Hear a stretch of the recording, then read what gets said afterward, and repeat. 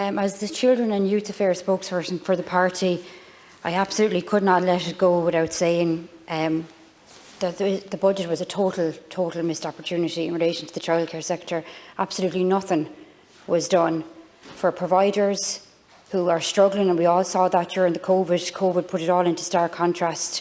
For parents who are paying crazy fees, and I would like to point out that it's mainly women that are affected by this. It's mainly women that get pushed out of the workforce when childcare becomes too expensive.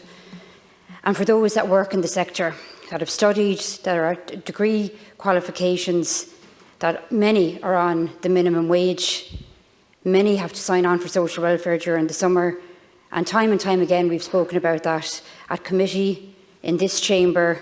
The sector themselves took to the streets on the 5th of February earlier this year in anger. It's not a sector that normally would actually take that type of action, but they're at their absolute wits' end.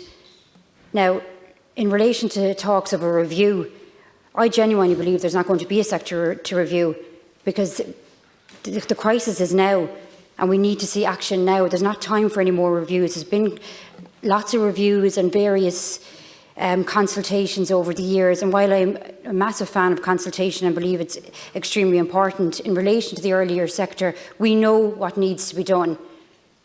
They need investment, the workers in the sector need a decent wage, and parents, in particular women, need to be able to afford childcare.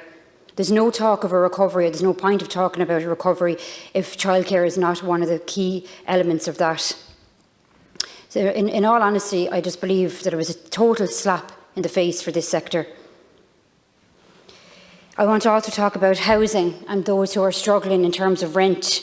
There are so many families and so many young couples and young people out there that are every single month trying to come up with the rent money, that are barely getting by, that have absolutely no opportunity to save for a mortgage, and there was nothing in the budget, unfortunately, to help them.